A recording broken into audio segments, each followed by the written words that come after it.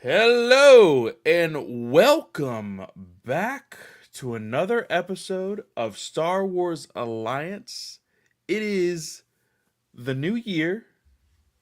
In Happy real New Year. world in real world stuff it's kind of chaotic, but in the Star Wars universe, in pop culture news, it's kind of chaotic as well, as you will hear. Um but we are here. We, as in me, Clay, and of course, Katie, like always. And I don't know what it Ah. is about your camera or my screen. Every single time you move, your green and white stripes look red and green. They're pink and green.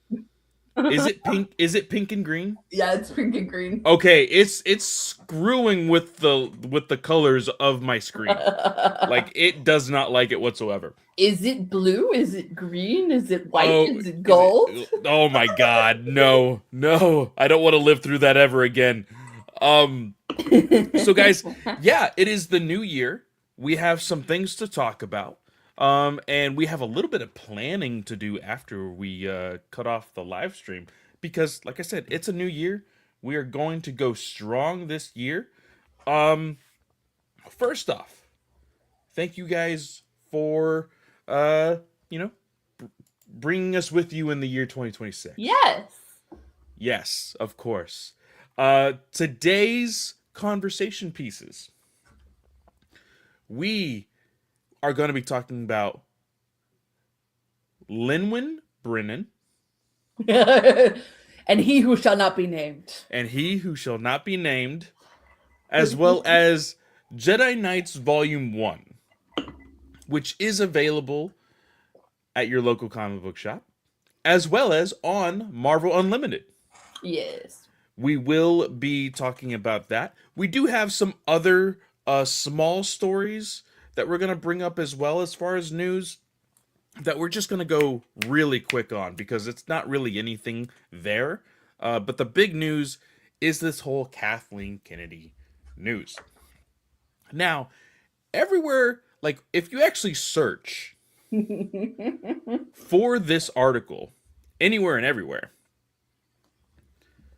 of course, you're going to see He Who Should Not Be Named. And of course, who that person is of Lynwen course, doesn't get a mention in these headlines. it's so dumb. I see here, the playlist.net does have Lynwen in the article name. So thank you very much. Um, but yeah, everybody else does not mention her whatsoever. And so we felt that it was a must to have Lynwen in the title here. Yes. We are seeing a replacement of Kennedy, and all those people. We've had our arguments, Katie, me and you, Correct.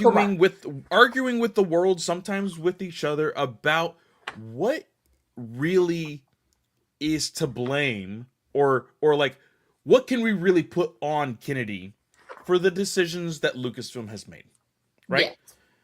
And through some other things that happened at the very end of last year, we've learned, hey, not everything was Kennedy's fault.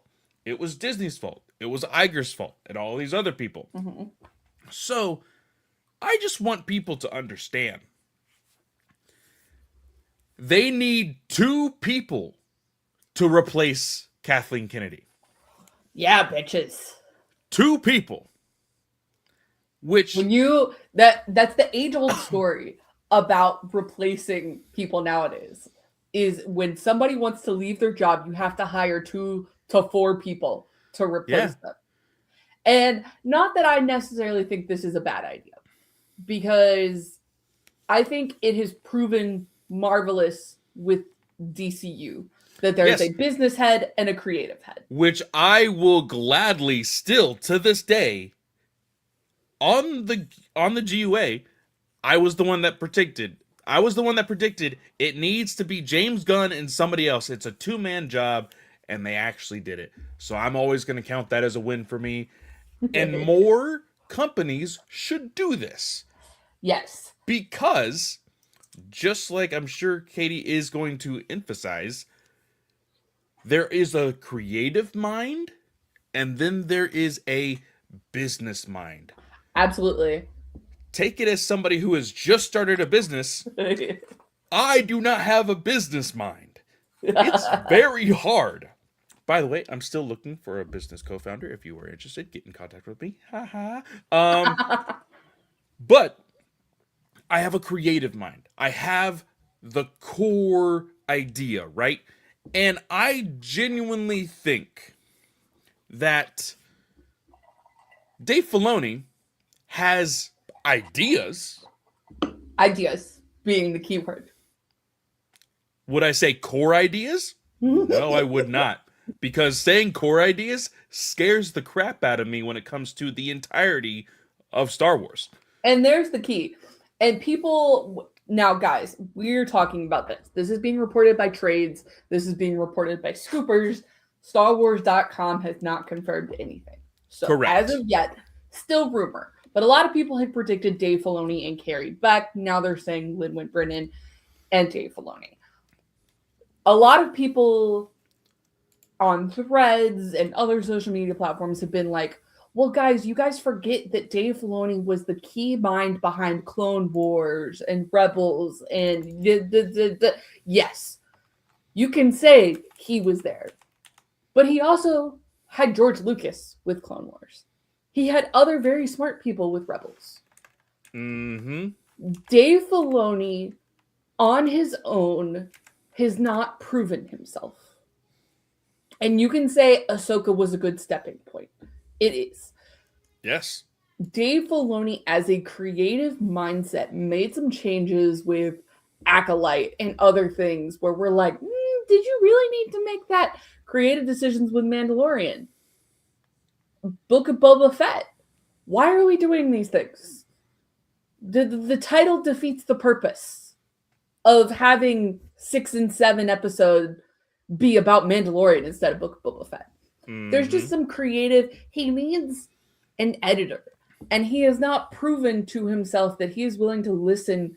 Or he has not proven to me and Clay, and I feel confident saying that. Yes, 100%. Can go without an editor. And Favreau has not proven to be that editor. I thought he would be. He has not. Yep. Nope. Not at all. But I will say this. With the hope is... Now, the hope is. I will say this. With Lynwen Brennan at his side, there is no history, as far as I know, that has Dave Filoni and Lynwen being big buddy prior to their Lucasfilm days. There's nothing that shows that. We have no history. At least I don't.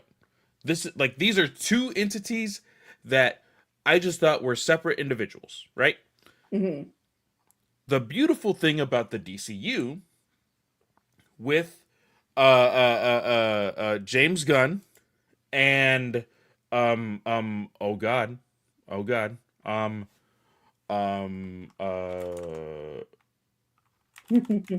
Peter yes, Peter something. Yes. Safran. But Safran. Between Gunn and Safran, we know that there is years of partnership. So they are symbiotic. They know each other. They know how to conduct business together. Yep. Worst case scenario, which would actually be pretty bad, is that Lynwen and Filoni don't see eye to eye. Yeah. And that I could see be a bigger problem, because then who plays mediator? You know? Yeah. And that's the big factor, especially when it comes to running a business, because you have to imagine that Lynwen would end up being the go-between between Iger and Filoni and going like, this is for the benefit of Disney and business decisions and all that good stuff. Yeah. You have to imagine that's the plan. Yeah. So Filoni doesn't have to interact there. I'm sure he would, but he doesn't have to. Exactly. So the idea of a mediator between Lynwen and Filoni, that would be the question. Yeah. And maybe that's where somebody like Feige comes in as like hey, I've balanced two birds of this. And so Disney might send him in and be like, dude, fix this. Like, they're disagreeing. I hope so. Like, truly, I hope Filoni and Brennan all the best. And I hope this works out. Same. If it is true. Again, nothing official. We probably won't hear anything about this until Kathleen walks out of those doors. Yeah. I would imagine, yeah, we would honestly, I don't think, be hearing about it officially until like a month before it's time. Yeah. Basically. Because then it's like, oh, yay, now we get to have fond memories. And then all the grifters on social media will be like, wow, we missed Kathleen Kennedy. Like, where were her business decisions? Like, And guys, we've talked a lot about, how we are unsure about this and everything else, but we haven't actually talked about who Brennan is. So, Lynwen Brennan is the president and general manager of Lucasfilm business currently. She was raised in Wales. She has worked on many of different things, as far as like software development and everything else. But when it comes to Lucasfilm Star Wars specifically, she was the general manager and EVP at Lucasfilm during the titles of Lego Star Wars Summer Vacation and Star Wars Tales of the Empire. Like, she was involved in those two products. Yeah, and she's listed as in several movie credits as the executive vice president of Industrial Light and Magic, which is or Light and Music. And as the general manager, she's been executive staff. So she's credited on stuff like Iron Man, for instance, and Avatar, senior staff, executive staff, etc. So the girl has credits. Yeah. And it's definitely smart. Like, that is the one thing I can say about this is I'm super happy that they are bringing in two people versus one. And that was the biggest thing that we talked about. Kevin Davis. A bazillion times. Kevin Davis does put up the point. He says the quiet part out loud. My only concern with Dave Filoni is he isn't going to greenlight projects like Rogue One, Andor, and he's going to play it safe. We talked about that with like Acolyte because he was very hesitant with Acolyte. Is like the whole purpose of having a fantastical timeline where you can go 25,000 years in the past to 150 years in the future kind of thing. You can go anywhere and you don't need to play it safe by sticking with one area of the timeline and fleshing all that out. Yeah. And, one thing that we keep beating the dead horse on Star Wars Alliance here is the fact that with an entire Star Wars universe, we need genres. We need genre films within Star Wars. It cannot just be this space opera about this one family and the timeline within that family. We need to move separately. And that's where the rumors of the horror show coming into play. Like, that's exciting. Am I a horror person? No. But it's exciting to see Lucasfilm choose to go that direction for something. 100%. Because those are the things, having a genre film in a universe isn't a bad thing. And I know that you could say that with like the buddy cop system with like MCU. Was that a good move with Captain Marvel? I'm going through my MCU rewatch right now, guys, so that's a lot of my frame of reference. But like stuff like that, it was a hit. I think it's just a matter of making sure that you're marketing it correctly and going, hey, Yes. have you been looking for a horror Star Wars film? Then this is for you.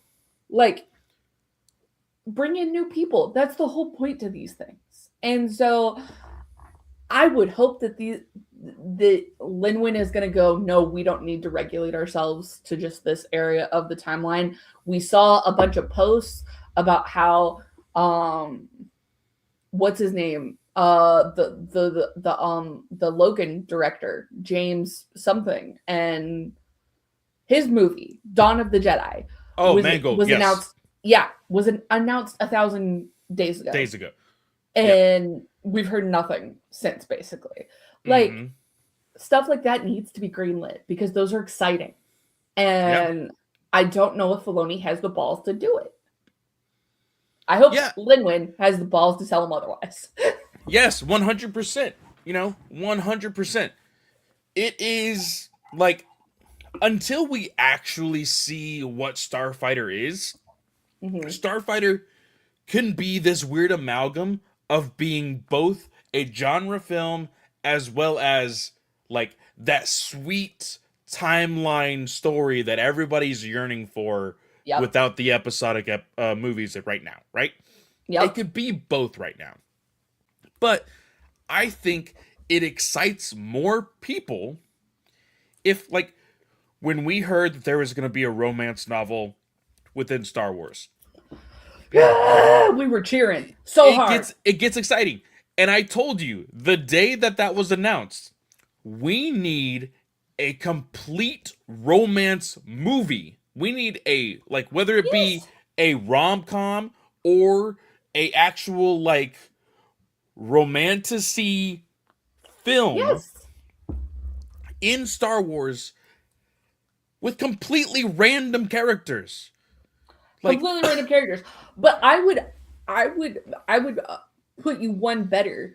And if Filoni wants to stay true to the Skywalker saga and that's all he wants to play with, make the damn rom-com about Anakin and Padme. Cast new people. Yeah. And make a rom-com with them, like, just falling in love over the 2 weeks that he's protecting her. But in Attack of the Clones. I would so go buy tickets for that. Which does bring up my other point. You brought up recasting. If they want to go genres, they need to learn how to adapt novels into movies, into the timeline.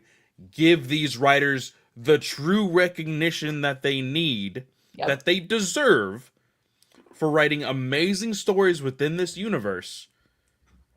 Because we heard, almost 6 years ago now, about the one adaptation, Lost Stars? Lost Stars. Lost Stars was the rumor. And where is it? Nothing. Nothing from it. We need adaptations. You guys are so worried about you guys are so worried about not having your badass Luke Skywalker on screen. Hey, you need to recast a, healthy, great actor for Luke Skywalker. Because, again, Mark Hamill was interviewed again in the last 2 weeks saying, hey, I'm done. I'm a fan now. I get to enjoy it from this side. Which he should. Yes. Let the man rest. He's like 70 years old. Let him just relax. I that's a little overboard. I don't think he's 70 yet. But, like, I think he's past that. Is he really? Yeah. There's no way. There's no way. I'm pulling it up. I would say 60s. 1951. 74. Holy mother of God. Okay. Kevin comes at us again with box office matters to Disney. Even Starfighter having good reviews and audience support still bomb at the box office. They're going to focus on sequels and remakes just to make sure. Yeah. It's like, trust me. I think that more than anybody right now, studios are still hesitant after COVID with anything they throw into the theater. Yep. Because it could be anything that, just bombs. Yep. Honestly, I was not expecting Zootopia to be nearing the top gross animated movie of all time. And then here we are.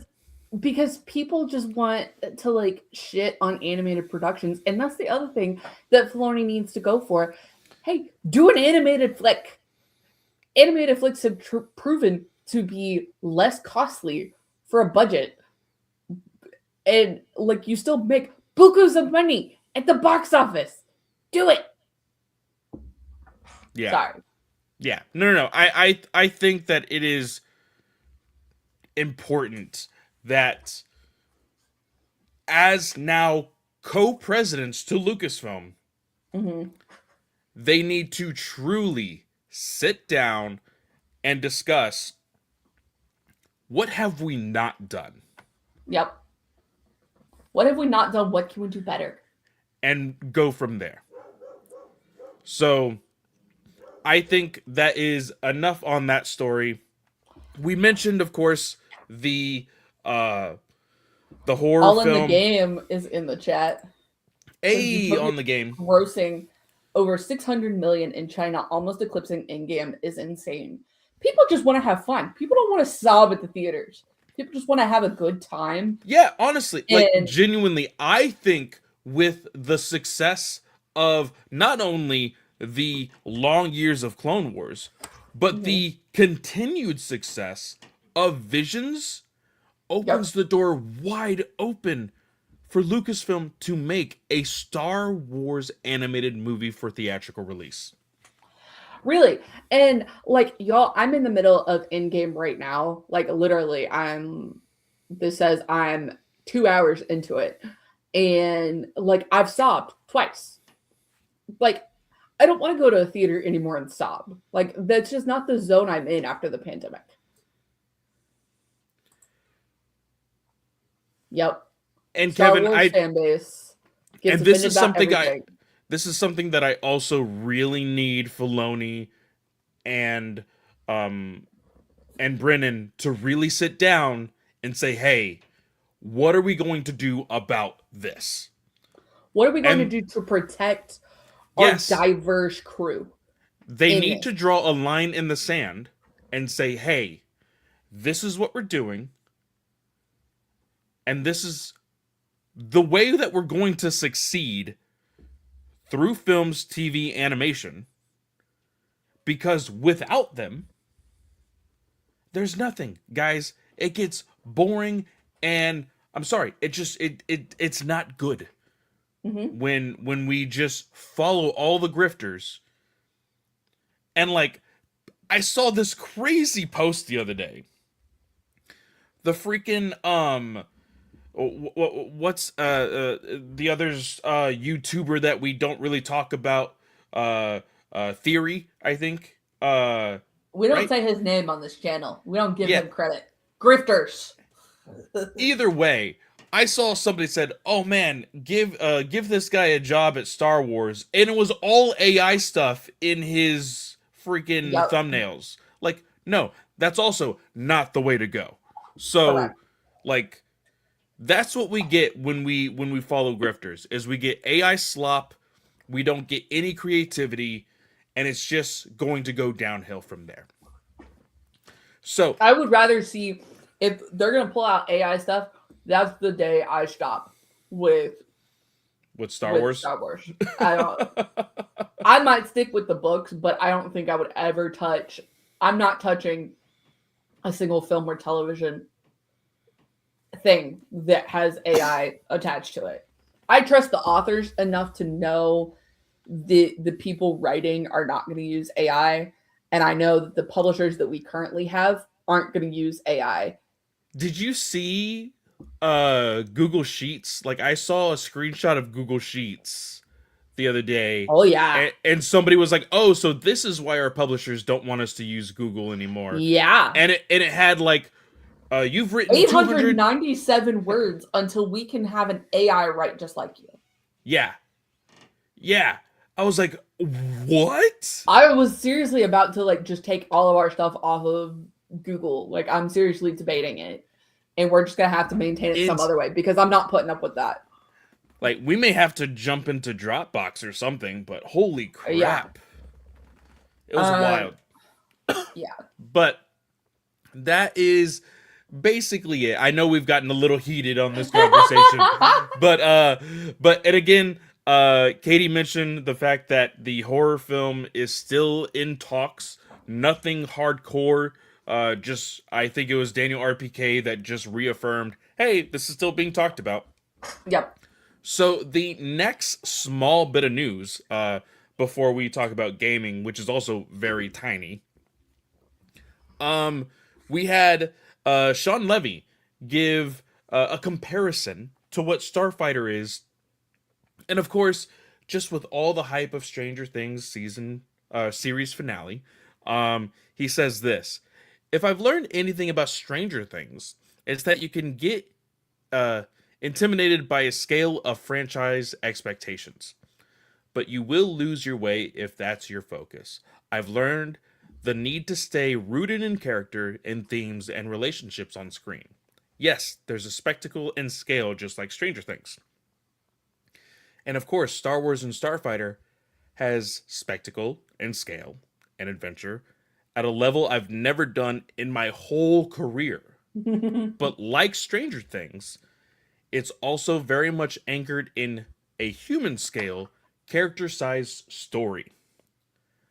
I think if I can balance the epic and the intimate the way that, excuse me, the Duffers have with Stranger Things, I'll make a movie and an original and new Star Wars adventure that can be really satisfying to fans and audiences. Katie, what do you think? I dig it. We've talked about it a bunch, so I don't want to harp on it too much, but I feel like Levy is my type of creator. Or I feel like his stuff is just my jam. Again, I just want to go have fun watching something. I don't like, don't get me wrong, emotions still matter, but with the day and age that we're in, I need something to laugh about. And so I need something that has a lot of heart to it in that regard. And I feel like Levy does that. So I'm down for this vibe. I'm really down One for it. one thing that we have both said since Levy was announced for this film before we even knew the name of it, we Mm-hmm. said, hey, if he can mimic the Adam Project in the Star Wars universe, let's go. Which it sounds like that's the vibe they're going for. Yeah, So 100%. I'm 100% there. I'm there opening weekend for Mandalorian and Grogu. I'm definitely there opening weekend for Yeah. Starfighter. So, the last bit of news that I have on my phone is we got a tiny update for Star Wars Galactic Racer. Literally, just one word made me go crazy sharing this everywhere. From the actual Twitter account saying, select your speeder, customize your build, master your strategy. When I see the word customize, it got me so excited. Now, it does say select your speeder. Mhm. So, I think this still needs to be like they need to give us more here in the sense of what does that mean, pick your speeder? Yeah. Am I choosing from a select few and then I build from the ground up? Or am I creating a character, choosing what type of speeder I want to try and build, then build that? You know, there's different ways this can really be interpreted. I need a little bit more information. And like I said, I need a career mode. I need a story mode that shows that I'm going from, you know, Rags to riches. rags to riches. Exactly. I need to be making, you know, really crummy bets with like the people of Tatooine and then going all the way up and making bets at Canto Bight, you know? Like I need Yeah. to know how far we're gonna go with this. But I think it's still gonna be a lot of fun. I'm super excited about it. I'm like I literally just put the notifications on for Galactic Racer. Anytime they tweet, I'll know about it. So we'll give you guys updates whenever there are some. Yeah, because like I said, guys, that might be one that I pick up just because I do enjoy racer games. It all kind of depends on how things look. So, and maybe if I can convince Matt to let me use his Xbox. I'm not an Xbox girly. I've always been a PlayStation, but I don't see the point in buying a PlayStation for one game. So, because I only have a PlayStation 4. Katie, Brent bought a PS5 just for Spider-Man.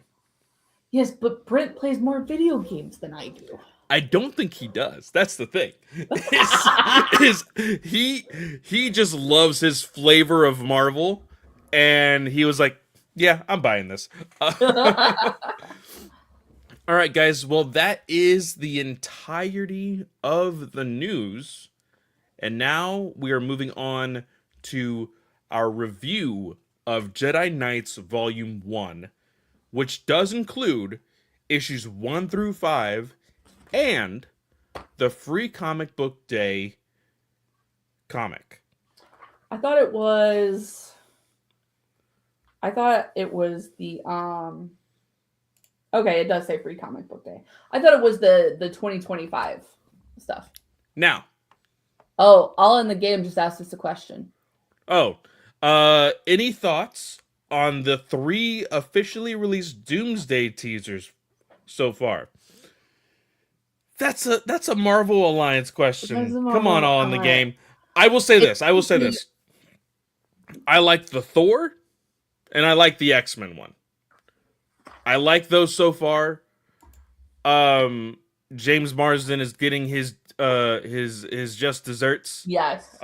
With finally getting the best costume known to X-Men, and yeah, I was never a fan of Funny Thor. Funny enough, Katie literally texted me just the other day about Ragnarok, knowing that I don't like it.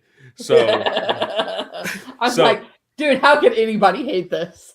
I remember being in the theater with my mom because my mom was the only one who was willing to go see it with me. And that at that point, I still had to take somebody with me to the theater because I didn't have a card at that point. And she even loved it. Like, that's the only MCU film that she will be like, oh, you want to watch MCU? Like, we could watch Ragnarok. Like, so.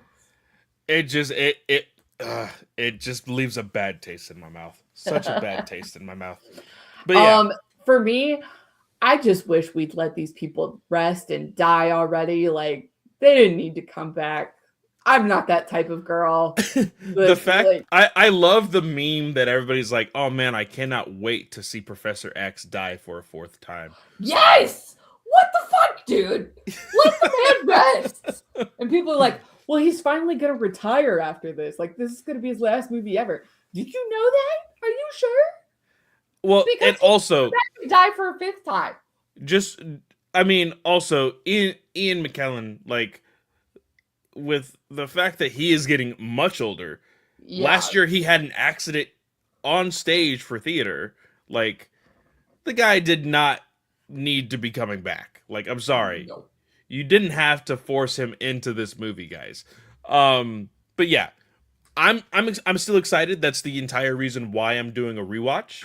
Correct. Yes, I'm still excited as well. But my question to you, you're doing a full rewatch. Are you doing the shows? Are you watching the shows? I will probably, just because I'm just kind of having them on in the background as I work. Yeah. So I will probably do the shows, especially because it's January and this movie doesn't come out until December. Like, yeah. So I think Matt and I have agreed, because there's a couple things that we have, particularly the Blade movies. I think the Blade and the old Fantastic Four movies we will probably watch together on the side, But then everything else, I think we're going to be on our own because we just did an X-Men rewatch for Deadpool and Wolverine. Yeah. So I don't feel like I need to go back and watch the X-Men movies. I don't think you do either. I think it's pretty fresh if you watched it just for Deadpool. Yeah. I will say, I want to know your opinion on Fantastic Four: Rise of the Silver Surfer, because there was so many people. Love Rise of the Silver Surfer. Oh, you've already seen it? Okay, okay. I was just wondering if you've ever seen it before.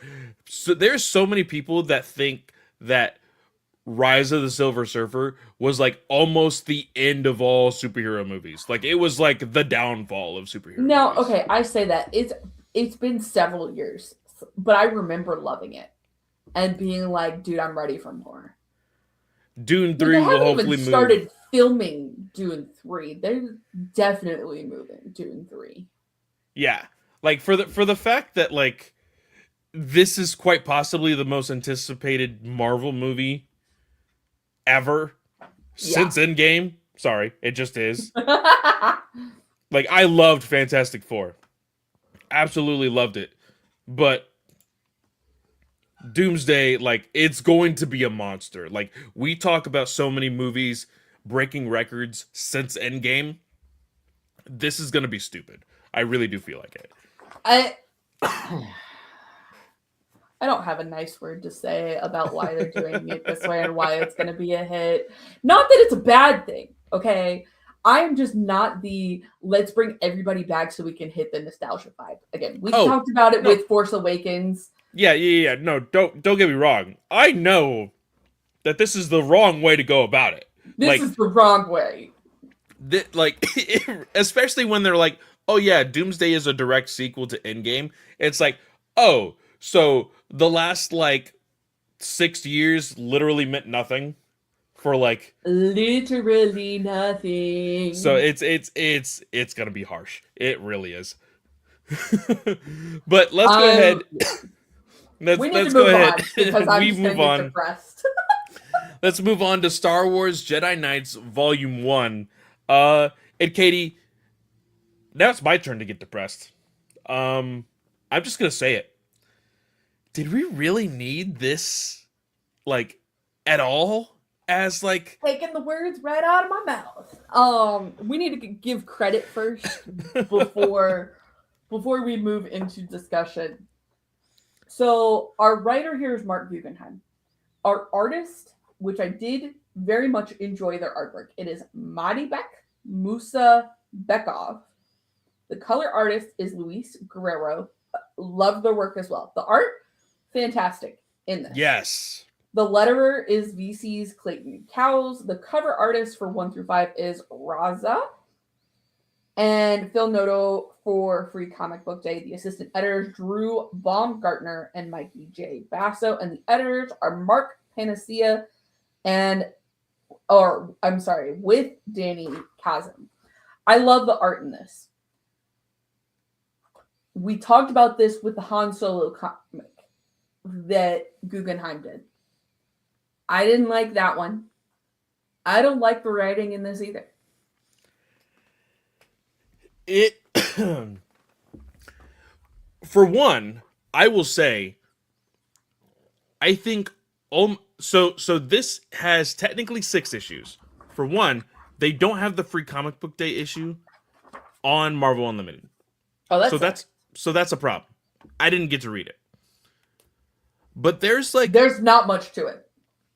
If there's not much to it, then there's almost 3 whole issues that literally did nothing for the whole like book. And that's this is where when this was announced initially, I felt like it was very like what the heck, because this was announced to be basically an anthology of all of these different Jedi Knight stories that were going to tie into the prime character in this, who's like the overarching villain. But basically bringing in a lot of new characters, exploring the pre-prequel era of Star Wars, anthology style. Like there's a whole Kelleran Beck story in volume 2.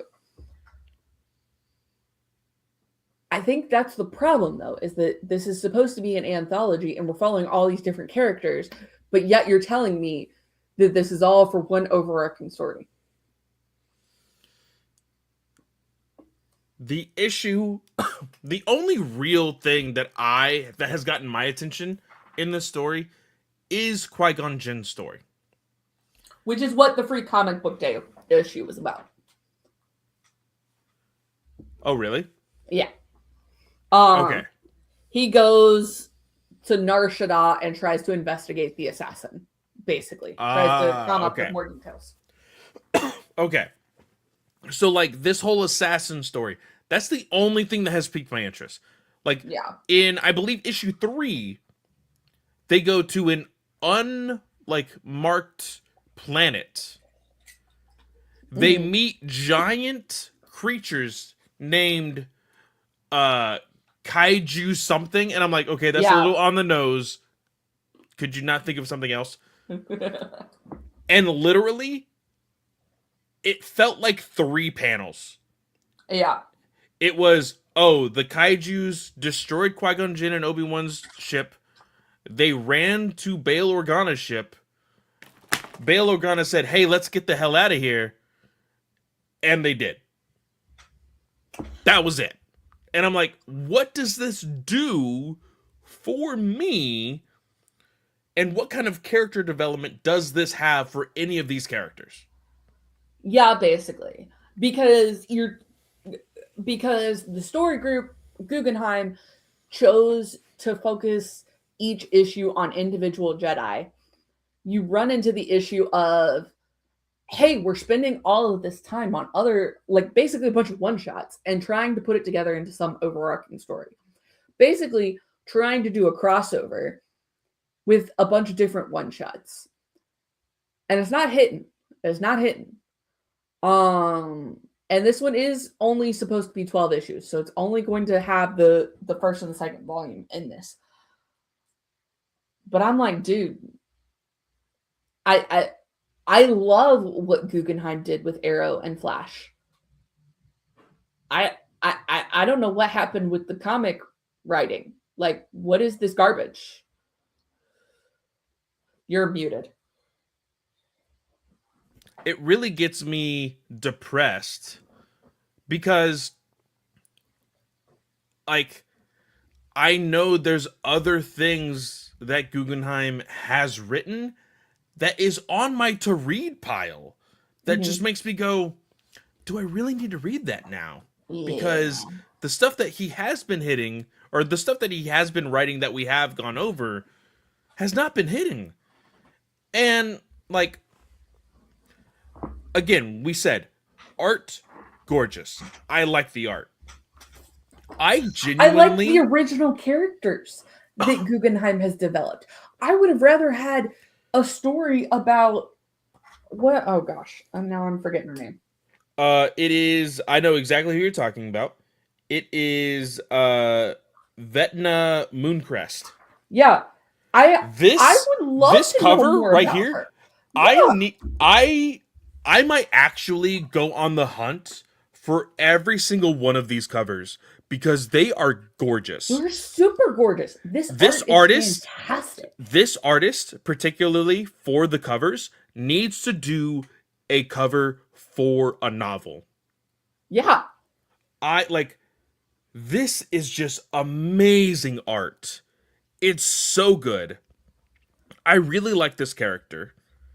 And, like, one thing that I kind of rolled my eyes at, which I do think is something that will circle back in this series, they basically made a xenomorph in Star Wars, which is aliens, like Alien versus Predator. They basically made aliens in Star Wars. Yoda and Mooncrest fought against it in issue number 2. Mm-hmm. And I kind of rolled my eyes at it because I was like, okay, like, I think the hype over the fact that, like, Predator and Aliens are getting their own comic now, especially in 2025, is when they launched the whole 20th Century Fox line, Yeah. or 2024 to 2025, should I say? And like, I get it. You need to bring new things in order for people to read your comic. That's how writers get paid in the comic book industry. I And understand that's it. and that's where I was like with the kaiju thing, like the little Easter eggs for sci-fi films didn't really bug me. It was just the overall writing involved where I was like, like again, would have rather had Vecna Mooncrest as the star character here because like they he has a panel where she's like, oh yeah, the radiation is messing with my implants for my disability. What disability? What makes you interesting? Tell me. You have Yes, a no. disabled character and you just She gloss over it. it was like, oh, well, whatever type of thing that we're searching for, the radiation from it is actually, messing with my implants. And it's like, oh, so this is going to play into the next part of the story. Nothing. It immediately just Literally. disappears. Like, Boom. she walks into the room full of all this stuff, and then she is capable of fighting without any disability. Nothing. It's like she flipped a switch and was like, oh, it was bugging me. Now it's gone. Great. Yeah.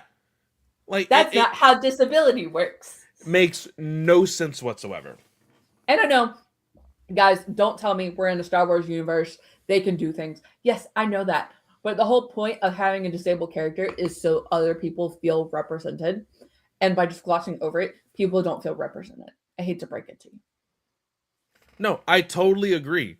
Also, like, going into some of the other stories, like, when I saw the preview, oh, freaking Jango Fett is going to be in the next issue. I'm like, okay, how are they going to play around this if Qui-Gon Jinn is going to be a main character in this story? Mm-hmm. One thing that, like, maybe this is my ignorance as somebody who is still, like, I wouldn't call myself a veteran Star Wars fan yet. I'm still, there's still plenty of stuff that I could learn from old school legends and things like that to really start putting myself in that legends or that veteran category. But like, in my mind, wherever Qui-Gon Jinn goes, Obi-Wan goes as well. That's how we've seen every single master with their Padawans.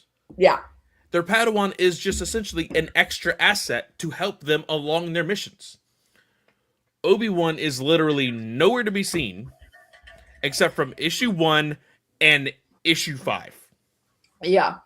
I get that they probably wanted to go, oh, let's focus on lesser priority characters. So that way Obi-Wan doesn't kind of have those plot integrating Holes. points, Yeah. holes. But still, like you can't tell me that this was what we really wanted to do here, guys. Yeah.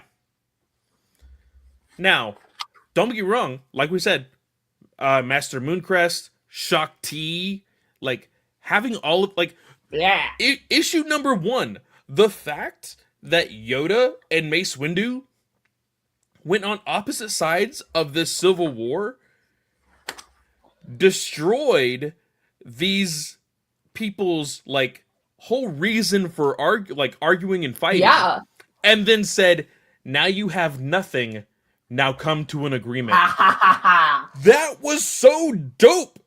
I So really badass. liked it. And I was like, cool, we're getting into some like freaking guerrilla warfare politics and stuff like this. We're getting to the whole reason why Jedi are called like freaking the Guardians of Peace. The galaxy. Yeah. Like, I want to see more of this. We started to get more into politics with the Count Dooku and Yaddle story. Yeah. I can't wait to see where that's going. But like I would have rather had, instead of trying to accomplish an overarching story, I would have rather had almost true one-shots where characters can, yes, cross over, but I don't need this assassin that is predicted to kill Qui-Gon Jinn because I know that's not going to happen. Exactly. I But want to know the different areas where the Jedi are solving peace in the galaxy and supposed to be doing their jobs. also one thing that I do not need, because I am also not a child, is I do not need this dark omen shadow Yeah. story between Count Dooku and Yaddle. I know their story. You even showed us the very first page of that issue. Issue 5, the very first page was a fast forward to Yep. the fight of Yaddle and Count Dooku. And then that entire issue was just like a, ooh, I need to protect Count Mm. Dooku. I need to protect Count Dooku for some reason. I don't know why. Oh, you regret it? No, I don't regret it. But I just follow the Force, and the Force says this. And of course, it's so that the timeline is correct in putting them where they need to be to make the Empire and all this other stuff for the regular timeline. Like, I don't need that. We already know this. I Yep. want all the stuff that you couldn't tell me in these Clone Wars animated shows and the And movies and everything else. and like, are those little sneak peeks? Because I'm going to disagree with you slightly. Is the front opening issue or front opening panel of that pretty cool to have that reminder that, hey, Dooku's going to kill Yaddle? Yes, that was a cool panel. That's a cool reminder to have there. I don't need it the rest of the way. I just want to see the interaction between the two. You can go, hey, reminder, this is going to happen. But I don't need a reminder every other page in the issue. Yeah. I don't want to harp on this too much. I think it's very clear that we both strongly dislike this one, other than the art. The art is gorgeous. I need the artist to come back for other Star Wars comics. Yeah. Yeah. I I think think that. Oh, well, go ahead. I might finish Jedi Knights Volume 2, but I don't know if there's another Guggenheim comic I would read after this. Like, I want to know how it ends, basically, at this point, to like hate read it, kind of, or support the artist. That's what I'm saying. I'm gonna support the artist and read what's next. I don't know if I want to continue reading Guggenheim stuff after this. This is supposed to be an ongoing, correct? I think it's only 2 volumes. Okay, well, that kind of tells you, because we had discussed, like, oh, this is set up as an ongoing. I thought it was only supposed to be a miniseries, and then it's only 2 volumes. That tells me that the sales were not great on this, and they cut it short. Wikipedia states it's ongoing. Okay. So, if it is a true ongoing, Yeah, it says Then- ongoing. then we should continue, like, we should be getting more issues.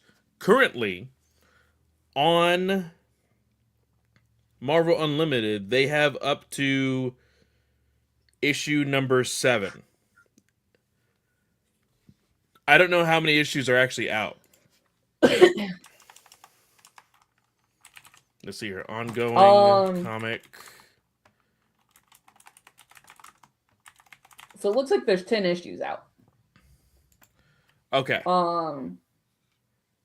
And correction, guys. I think we said earlier that this had 1 through 6. This only has 1 through 5 and Free Comic Book Day. Yes. Yes.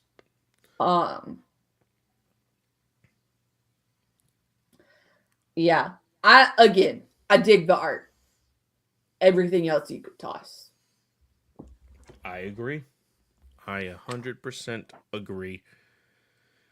Well, with that, With that negativity note, yeah, I mean, unfortunately, there was not much of anything there. I do hope that, like, issues 6 through 10, like, we do get, like, some fun stories. Like, again, issue number 1 really popped off. The ideas of issue number 2 and issue number 5, they're all really good. It just needs to be fleshed out. And I don't think the anthology idea around it is letting these parts really flesh out. Yeah. And guys, this was pitched initially by Guggenheim in May of 2024. It was officially announced on October 18th, 2024, with published March 5th, 2025. The events are between the years 40 BBY and 34 BBY. The Lucasfilm Story Group asked if he could be purposefully vague with what specific years the stories were taking place. So that's why there's no distinction of where things take place. Yeah. That makes sense. Because again, we see a actual appearance of Obi-Wan, and then we have a mention of, oh, Dooku is a former Jedi. Yep. But we just don't know for how long. So we'll see how the rest goes. We may or may not actually review it on, live, just because of how kind of negative we were on this one. So we'll discuss it, and we'll let you guys know. But with that, guys, thank you so much for being here on our first live of the new year. Woo! Here's to many, many more. Of course, you can find me, excuse me, at Fanboy Clay on any and all social media. Probably not on Twitter for much longer, honestly. With the new terms of service and a lot of disgusting things that have been happening in the last 2 weeks or so, I'm definitely getting the ick from Twitter. So very much it. So follow me on Instagram, follow me on Threads, and all of that jazz. Also, follow us on Blue Sky and Instagram at Star Wars Alliance. That is STARWRS. No A in Wars. Very important. Don't forget it. Alliance. ALLIANCE.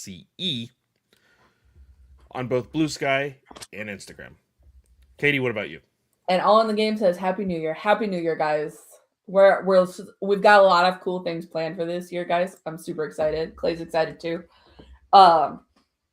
Y'all, you can follow me on most social media platforms is at SliceUpKatie. Same thing with Clay. I'm barely using Twitter, guys. I only basically log on to check the chat, and half the time I forget to check the chat because the notifications don't work to tell me that there's a new message in there. So I have to physically remind myself to click the button to go check the chat. But I am available everywhere else, and my goal is to try and be around more and answer questions and like post things. So that is my goal for this new year, while also keeping my social media low overall. So we'll see what happens. But next week, guys, we are going to be talking about we're going to be starting our Mandalorian walk back, basically. So we are going to be talking about Mandalorian season 1, episodes 1 through 4 next week. We'll talk the end of season 1 in February, and then hit season 2 in March and season 3 in April. So just so you guys kind of have that in your back pocket, but that's what we're talking about next week. So with that, I want to wish everyone a great day or night, whatever time of day you're listening or watching, and we will see y'all next time. May the Force be with you.